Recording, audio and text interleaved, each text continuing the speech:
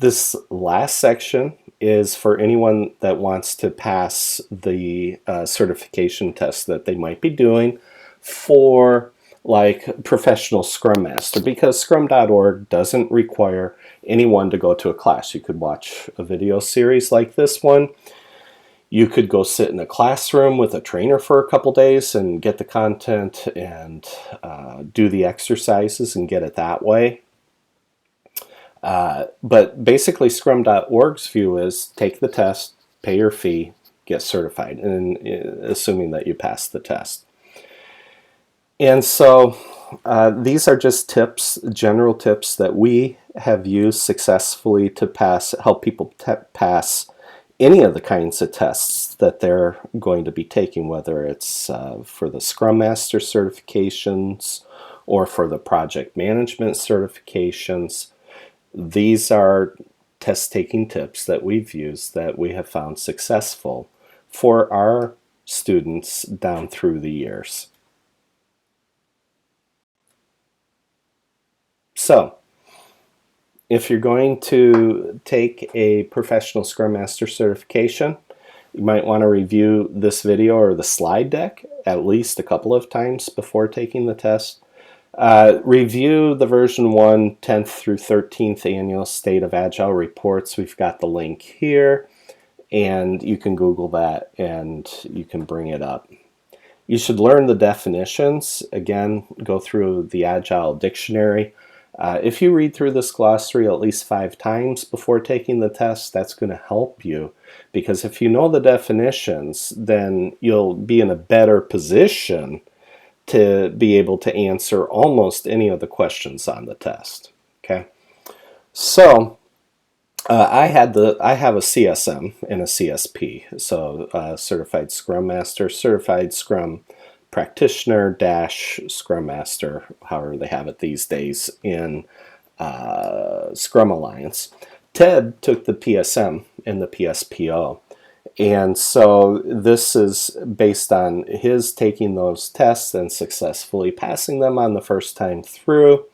And we're going to give you some additional tips from scrum.org on the next slide if you are going to be taking the PSM tests. So you're going to want to take the tests if you want to get certified.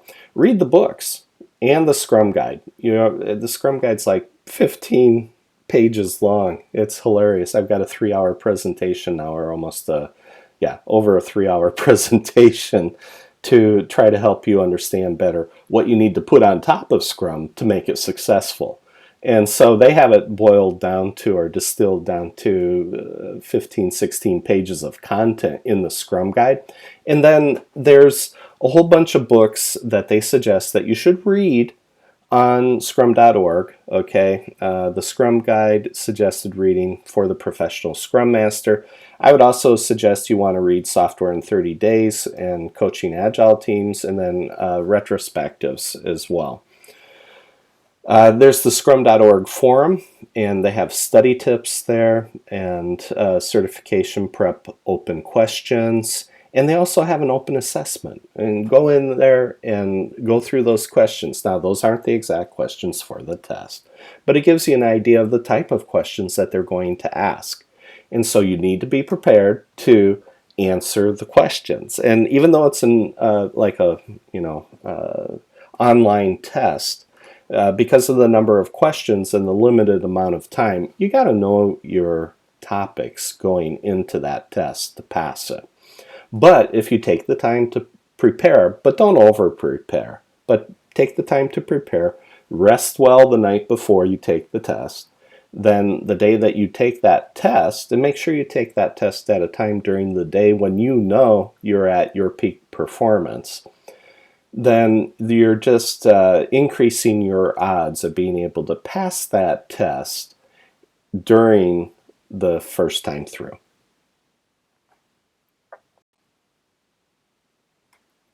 So, go forth, be agile, just don't do agile.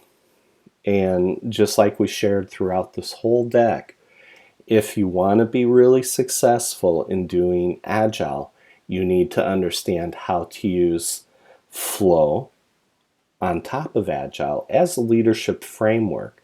And if you do that, you're going to exponentially increase your odds of success. And that's what it's all about. We want you to be successful. So go forth and be agile. Be an agile superhero.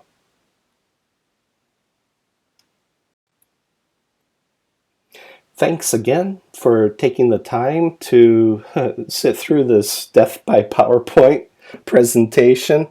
I know that a lot of people will be trying to figure out, what are you really doing here? Why are you presenting these for free? Primarily, we do all of this so that when you come to our one-day exercise-only sessions, you're prepared. So that when you come into that classroom, you're going to take the theory directly out of our videos, out of the books. You're going to apply it in the classroom. You're going to get those aha moments where you're going to go, oh, this actually has practical value. I'm going to be able to use this in my daily work immediately the next day. That's the whole point. So, thank you very much for putting up with all of this. It looks like this is about a little bit over 3 PDUs. We'll just round it off to 3 PDUs for this course. My name is Andrew Coleman, and I'd like to thank you again for being here. You can reach out to me if you want to be in contact there at andrew@andrewcoleman.com. That's also my website, andrewcoleman.com. And feel free to link up with me on LinkedIn. I have well over 3,000 connections these days and followers. So I always, almost without exception, accept people who request to connect with me or those that want to follow me. Either way. Look forward to meeting you all in person sometime here in the near future. And have a great day. And I hope every one of you gets into the flow.